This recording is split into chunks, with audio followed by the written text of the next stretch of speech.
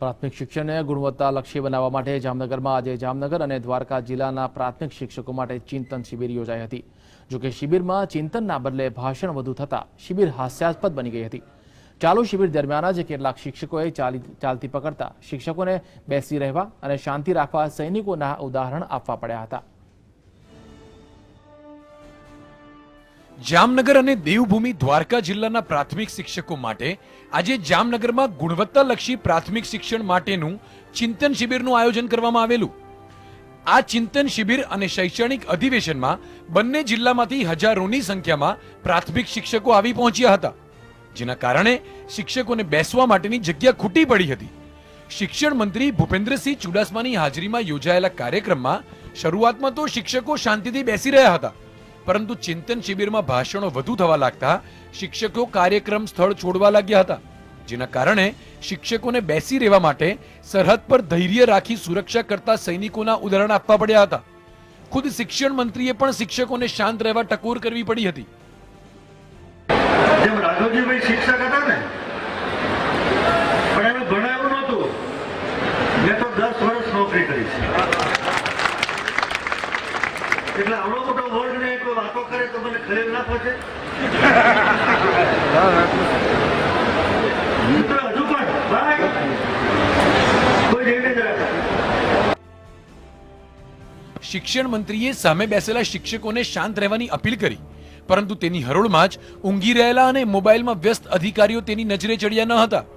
એક તરફ શિક્ષણ મંત્રી ભાષણ આપી રહ્યા હતા, તો બીજી તરફ ડીડીઓ ઝોલા ખાઈ રહ્યા હતા અને શિક્ષણ અધિકારી મોબાઈલમાં વ્યસ્ત હતા।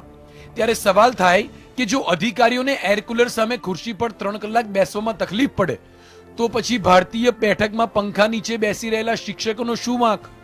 આમ તો સામાન્ય રીતે સરકારી કાર્યક્રમોમાં વિપક્ષના સભ્યોને બોલવાનો મોકો મળતો નથી હોતો। જો કે આજે જ્યારે ગુણવત્તાલક્ષી પ્રાથમિક શિક્ષણની શિબિરમાં કોંગ્રેસના ધારાસભ્ય રાઘવજી પટેલને બોલવાનો મોકો મળ્યો, તો તે સરકારના શાળા પ્રવેશોત્સવ અને ગુણોત્સવ જેવા કાર્યક્રમોની સફળતા સામે સવાલ ઉઠાવવાનું ભૂલ્યા ન હતા। માટે ઘણા બધા પ્રયત્નો થઈ રહ્યા, એ પછી કન્યા કેળવણી રથ હોય, પ્રવોત્સવના મહોત્સવ હોય, ગુણોત્સવના કાર્યક્રમો હોય, ઘણું બધું થઈ રહ્યું। પણ છતાંય હું તમને બધાને પૂછવા માંગુ, છાતી હાથ દઈને કહેજો કે આ પ્રવૃત્તિમાં આપણે કેટલા બધા સફળ થયા છે। શિક્ષણ મંત્રીએ ખાનગી શાળા અને સરકારી શાળાના શિક્ષણની ગુણવત્તાની વાત કરી હતી। મંત્રીએ બંને શાળાના શિક્ષણની ગુણવત્તાના ભેદ માટે અને તેને દૂર કરવા માટે કંઈક આવી વાત કરી હતી।